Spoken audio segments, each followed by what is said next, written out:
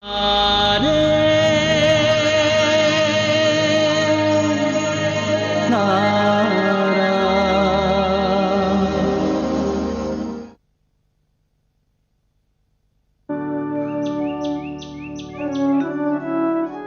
கோவில் கட்டுப்பாட்டை மீறிட்டதா நினைச்சு கோவப்பட்டு யாருமே கோவிலுக்கு வரலன்னு நினைக்கிறேன். எல்லாம் அந்த பகவானோட லீலை. வரணும்னா நிச்சயமா வருவாங்க. அவனோட ஆணையை யாரு மீற முடியும்? ராதே கிருஷ்ணா, ராதே கிருஷ்ணா, ராதே கிருஷ்ணா, ராதே கிருஷ்ணா.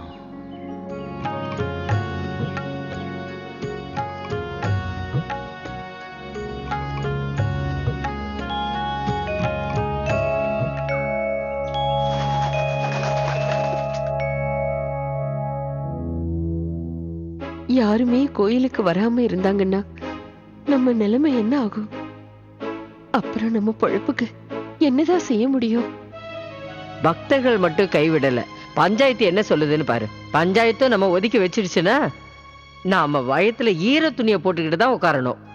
பக்தர்கள் யாருமே கோயிலுக்கு வரலன்னா நாம 3 பேர் இருந்தா கோயில்ல போய் மணி ஆடிட்டு நிக்கணும். அம்மா, பஞ்சாயத்துல என்ன சொல்றாங்கிறது என்னோட கவலை இல்லை.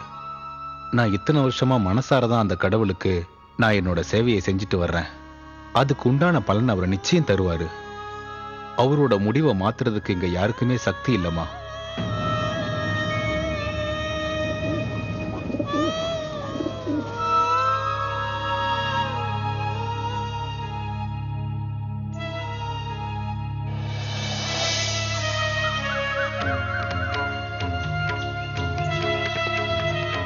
கண்ணா, நீ எங்க இருக்க? அம்மா விடாம அழுதுகிட்டே இருக்காங்க. அப்பாவும் ரொம்ப வருத்தத்தோட இருக்காரு. பாட்டியும் கவலையா இருக்காங்க. கண்ணா, தப்பு நான் தான் பண்ணேன். ஆனா நீ ஏன் அவங்களெல்லாம் இப்படி தண்டிக்கிற? அவங்க கஷ்டப்படுறதை என்னால பார்க்க முடியல. அவங்களுக்கு உதவி பண்ணு. என் குடும்பத்தை இந்த கஷ்டத்துல இருந்து காப்பாத்து.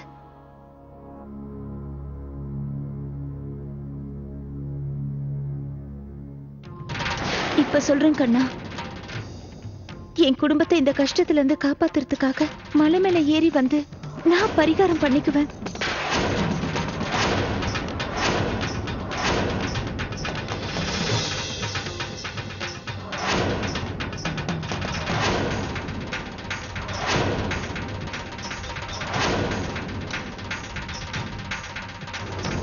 என்ன எடுத்துக்கிட்டு நீ அவங்கள காப்பாத்து கண்ணா. என் வேண்டுதலை நிறைவேற்றுவல்ல?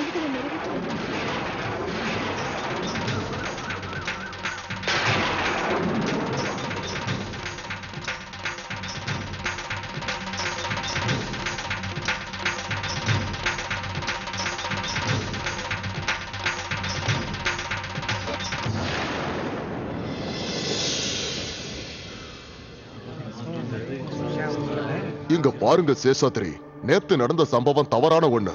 இன்னும் சொல்ல போனா இது கட்டுப்பாட்டை மீறின செயல்.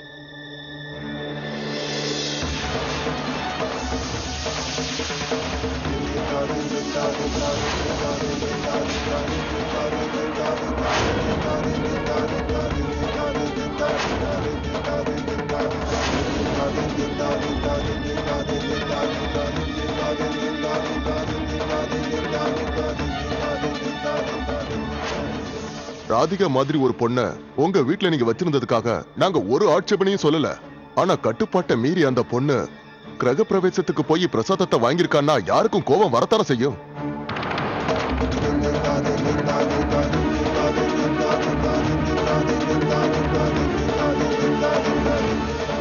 ராதிகா நம்ம குலத்தை சேர்ந்த பொண்ணு இல்ல. அவ இந்த காரியத்தை செஞ்சிருக்க கூடாது. உங்க குடும்பத்தோட சேர்ந்து வாழ்றதால அவ என்னைக்கும் நம்ம குலத்தை சேர்ந்தவளாயிட மாட்டா.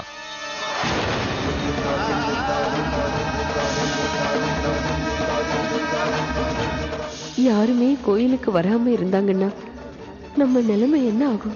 பக்தர்கள் மட்டும் கைவிடல, பஞ்சாயத்து என்ன சொல்லுதுன்னு பாரு. பஞ்சாயத்தும் நம்ம ஒதுக்கி வச்சிருச்சுன்னா நாம வயத்துல ஈர துணியை போட்டுக்கிட்டு தான் உட்காரணும்.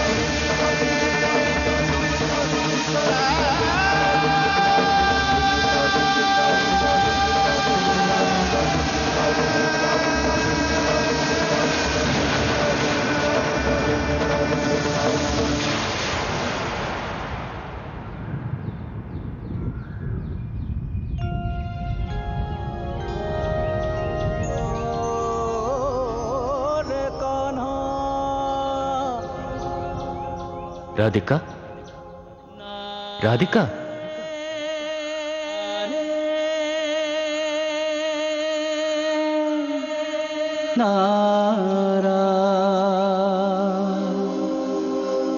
சோர்வடைந்து விட்டாயா?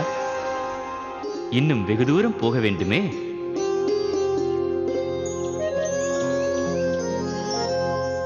எழுந்திரு ராதிகா. வா ராதிகா.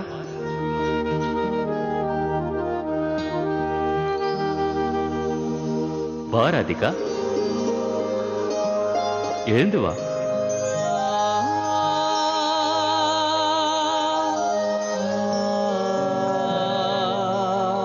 வா.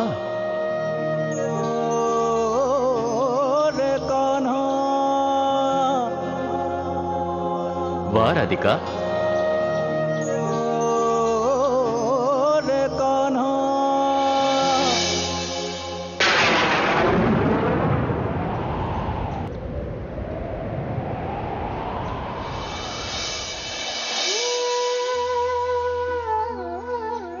உன் கண்ணனிடம் நெருங்கி வா. வா. கண்ணா,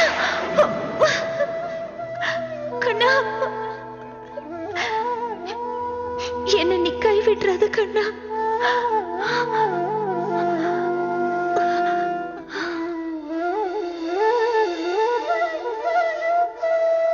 ராதிகா, நான் இங்கே இருக்கிறேன் ராதிகா. உன் கண்ணன் உன் கண்ணெதிரிலேயே இருக்கிறேன்.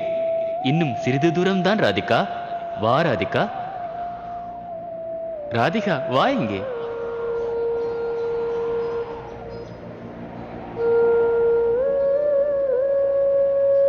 வா ராதிகா.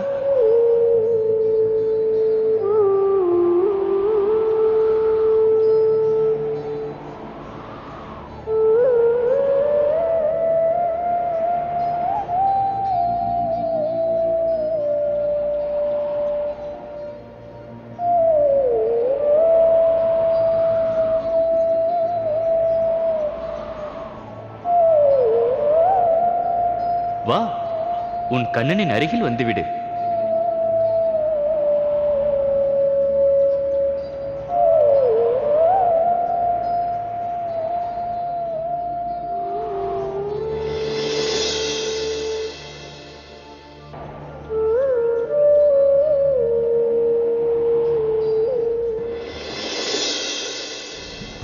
நீண்ட விவாதத்துக்கு அப்புறம் இந்த பஞ்சாயத்து ஒரு முடிவுக்கு வந்திருக்கு.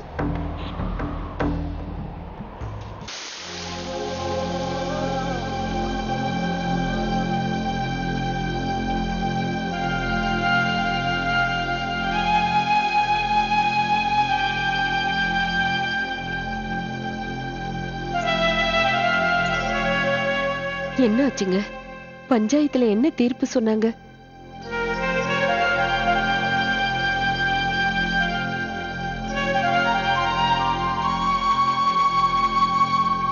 சொல்றேன். நீண்ட விவாதத்துக்கு அப்புறம் இந்த பஞ்சாயத்து ஒரு முடிவுக்கு வந்திருக்கு. இந்த கோயிலை பராமரிக்கிற பொறுப்பு உங்ககிட்ட தான் இருக்கும்.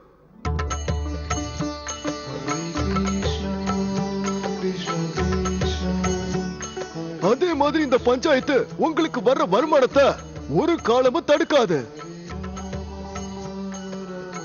நம்ம சேஷாத்ரி குருக்கள் எத்தனையோ வருஷமா ஸ்ரத்தையோட கோயில் காரியங்களை நல்லாவே கவனிச்சுக்கிட்டு வராரு. அத நாம இல்லைன்னு சொல்ல முடியாது. இதுதான் அவர் பண்ண முதல் தப்பு. மனமாற இந்த தப்பு அவர் செய்யல. அதனால இந்த முறை அவரை மன்னிச்சு விட்டுருவோம்.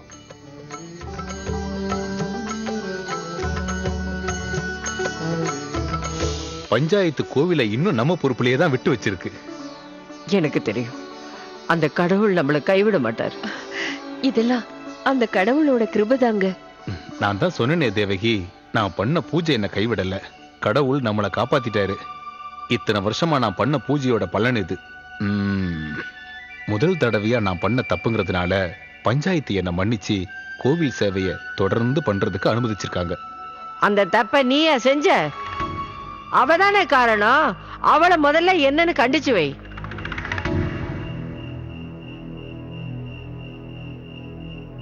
தேவகி, ராதிகாவும் விஷாக்காவும் எங்க? விஷாக்கா ரூம்ல தான் இருக்கா. ராதிகாவை கொஞ்ச நேரமா காணோம். வீட்ல கூட இல்ல. ஒருவேளை கோயிலுக்கு போயிருக்காளோ என்னவோ. மறுபடியும் போயிட்டாளா? வந்த பிரச்சனை எல்லாம் போறாதுன்னு மறுபடியும் கோயிலுக்கு போயிட்டாளா? என்னம்மா அது? அப்படி என்ன பிரச்சனை வந்தது? எங்க போகணும் எங்க போக கூடாதுன்னு ராதிகாவுக்கு நல்லா தெரியும். நீங்க கவலைப்படாதீங்க. யாருக்கும் இதுவரைக்கும் அவளால எந்த தொந்தரவும் வந்ததில்லம்மா. நீங்க கவலைப்படாம இருங்க. நிறைய பக்தர்கள் வரணும், கோவில் இன்னும் பெரிய அளவுல பிரசித்தி பெறணும்னு கடவுள்கிட்ட வேண்டிக்கங்க. நீங்க வேண்டிக்கிட்டா அது நிச்சயமா நடக்கும். இதுல என்னப்பா இருக்கு? பூஜை பண்றதை தவிர எனக்கு இந்த வீட்டுல வேற என்னதான் வேலை இருக்கு? ராதிகா எங்க இருக்கான்னு பார்க்க சொல்லு. சரி, இப்பவே விஷாக்காவை கோயிலுக்கு அனுப்புறேன். ஹரே கிருஷ்ண கிருஷ்ண கிருஷ்ண ஹரே ஹரே.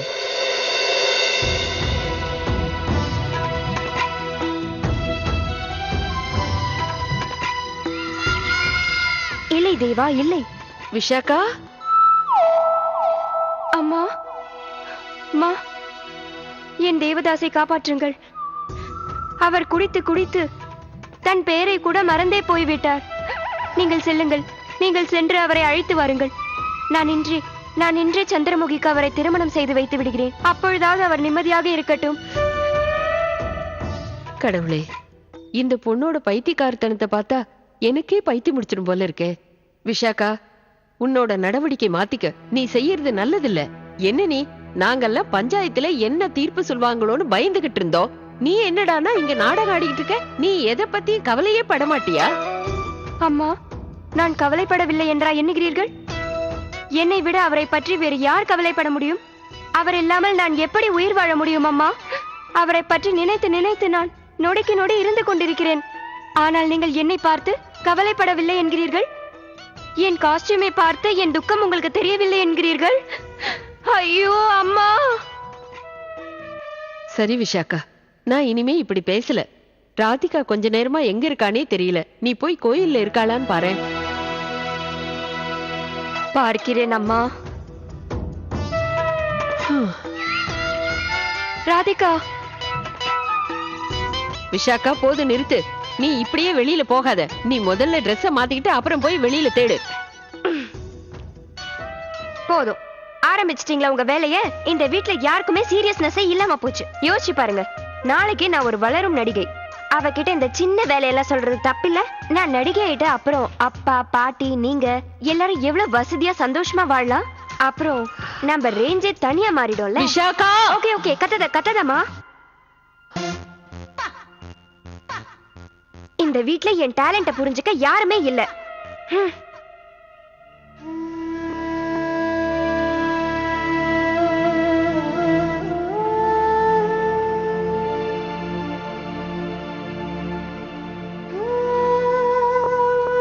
பஞ்சாயத்துல இன்னைக்கு என் குடும்பம் இவ்வளவு கஷ்டப்படுதுன்னா அதுக்கு காரணம் நான் தான். எல்லாம் என்னாலதான்.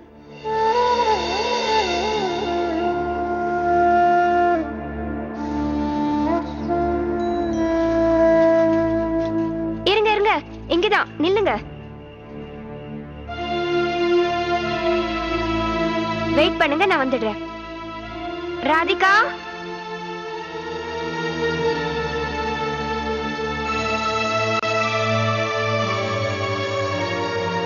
ராதிகா, இங்கே உட்கார்ந்திருக்க. நான் ஊர் பூரா தேடி அலைஞ்சிட்டு வரேன். உஃப், எவ்வளவு கோவில் இருக்கீங்க. பாவம் கடவுளே கன்ஃபியூஸ் ஆகி எந்த கோவில் போறதுன்னு தெரியாம முழிப்பாரு. அப்புறம் அந்த நந்து பையன் தான் என்கிட்ட சொன்னான், நீ அந்த மலை மேல ஏறி போயிட்டு இருக்கேன்னு. Thank God. அந்த நந்துக்கு தான் தேங்க்ஸ் சொல்லணும். இல்லனா நான் கோயிலா தேடி அலைஞ்சிட்டு இருந்திருப்பேன். நான் யாரு, நடிகை? என்ன போய் இப்படி கோவிலா அலைய வச்சிட்டிய நீ? இல்ல விஷாக்கா, நான் வீட்டுக்கு வரலான்னு. என்ன நிலைமையில இருக்க நீ? உன்னால திரும்பி வர முடியுமா? இப்படியே விட்டா காலையில நீ வெள்ளை ட்ரெஸ்ஸ போட்டுக்கிட்டு ஆவியாதான் சுத்திட்டு இருப்ப. அதெல்லாம் இருக்கட்டும், பண்றதெல்லாம் பண்ணிட்டு எதுக்காக இப்படி வந்து உட்கார்ந்துட்டு இருக்க நீ? வந்ததுதான் வந்த, சொல்லிட்டாவது வந்திருக்கலாம்ல. நேரமாச்சுல, சீக்கிரமா வாங்க. வரோம், கொஞ்சம் இருங்க. இப்படியே உட்கார்ந்துட்டு இருக்க போறியா? கொஞ்சம் எழுந்து வா. வீட்டுல அம்மாவும் அப்பாவும் உனக்காக வெயிட் பண்ணிட்டு இருக்காங்க. சீக்கிரம் வா. ஏய், உன்னை அவ்வளவு சீக்கிரம் சாக விட மாட்டேனா. உன்னால ஆக வேண்டிய காரியம் நிறைய இருக்கு. வா.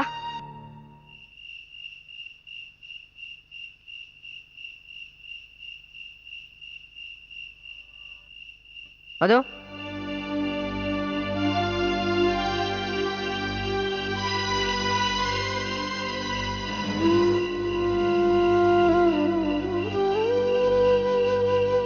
விஷாக்கா, இவ்வளவு நேரமா எங்க போயிருந்த? என்னம்மா தலையில அடிபட்டு உனக்கு? மலை மேல ஏறி தற்கொலை பண்ணிக்க போயிருக்காங்க மேடம். தடிக்கு விழுந்து தலையில அடி. ஏன் ராதிகா, அப்படி மலை மேல ஏறி தற்கொலை பண்ணிக்க போற அளவுக்கு உனக்கு என்னம்மா பிரச்சனை? ஏமா அப்படி பண்ண? இன்னும் என்னதான் வேண்டி இருக்க? அவ பண்ண பாவம் அந்த அளவுக்கு இருக்கு. அவ மனசாட்சியே அவளை உறுத்தி இருக்கு போல இருக்கு.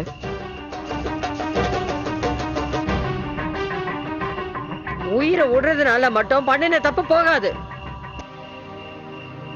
கொஞ்சம் சும்மா இருங்கம்மா. பாவம், இந்த பொண்ணை எப்ப பார்த்தாலும் திட்டிக்கிட்டே இருக்கீங்க. தேவகி, இவளை உள்ள கூட்டிட்டு போ. இவளை குடிக்க ஏதாவது கொடு. உள்ள போமா. உள்ள போமா.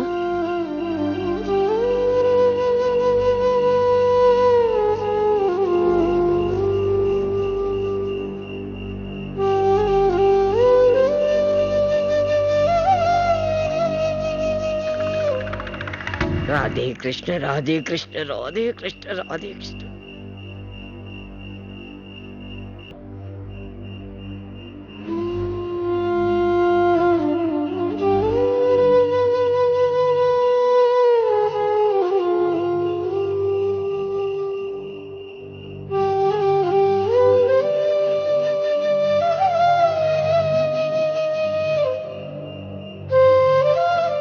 வா ராதிகா, சாப்பிட்டியாமா?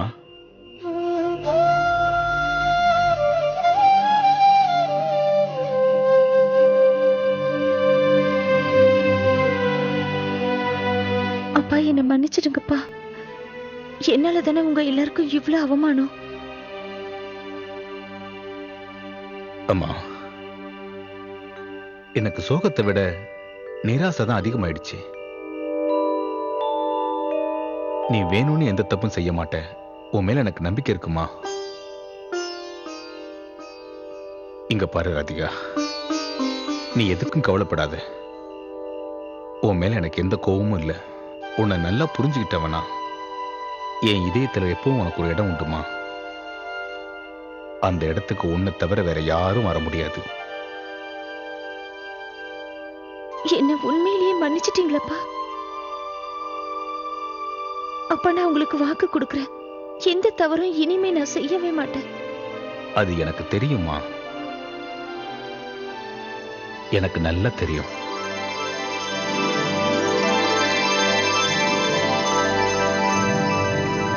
அப்பா, பஞ்சாயத்துல என்ன தீர்ப்பு சொன்னாங்க? தீர்ப்பா?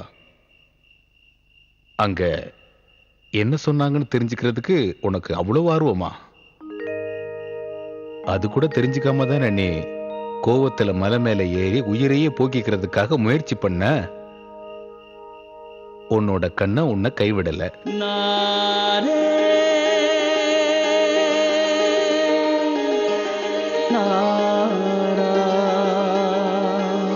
என்னோட வேண்டுதல நீங்க நிறைவேற்றிட்டீங்கன்னு அப்பா சொன்னாரு. என்ன நீங்க கைவிட மாட்டீங்கன்னு தெரியும் கண்ணா. இருந்தாலும் அப்பப்ப நீங்க என்ன கை விடுறீங்க. எத்தனை தடவை அப்படி பண்ணிருப்பீங்க? என்ன சோதனை பண்றீங்க? எவ்வளவு சோதிச்சாலும் இவன் நம்ம மேல நம்பிக்கை வச்சிருக்காளான்னு பார்க்க தானே பண்றீங்க. அதனால இந்த தடவை நான் உங்களை மன்னிக்கிறேன். ஆனா ஒரு நிபந்தனையோட. இன்னொரு கடமை உங்களுக்கு பாக்கி இருக்கு கண்ணா. பக்த ஜனங்க திரும்ப வரணும். அவங்க முழு நம்பிக்கையோட உங்களை மறுபடியும் வணங்கணும்.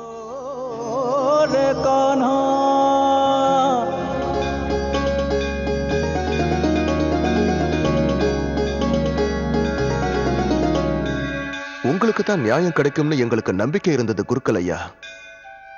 நீங்க இத்தனை வருஷமா பண்ற பூஜை வீணாயிடுமா என்ன? எல்லாம் அந்த கடவுளோட லீலை. மறுபடியும் சாந்தி நிகேதனை திறக்க போறதா நான் கேள்விப்பட்டேனே, அது உண்மையா? சாந்தி நிகேதனா? அதை மூடி பல வருஷம் இருக்குமே. அப்போ புரோகிதர் திரும்பவும் வர்றாரா? ரொம்ப நல்லவர். எப்போ வர்றாரு?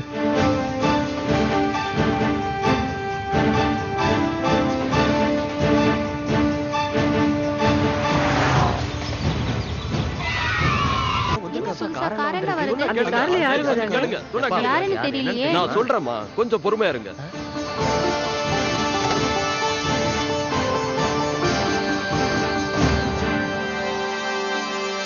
யாருப்பா அது? இவர தெரியாதா? சென்னையில பெரிய புரோகிதரா இருக்காரு. இந்த ஊரை சேர்ந்தவர் தான். இத்தனை வருஷம் கழிச்சு அவர் பாதம் இந்த பூமியில பட நாமெல்லாம் கொடுத்து வச்சிருக்கணும்.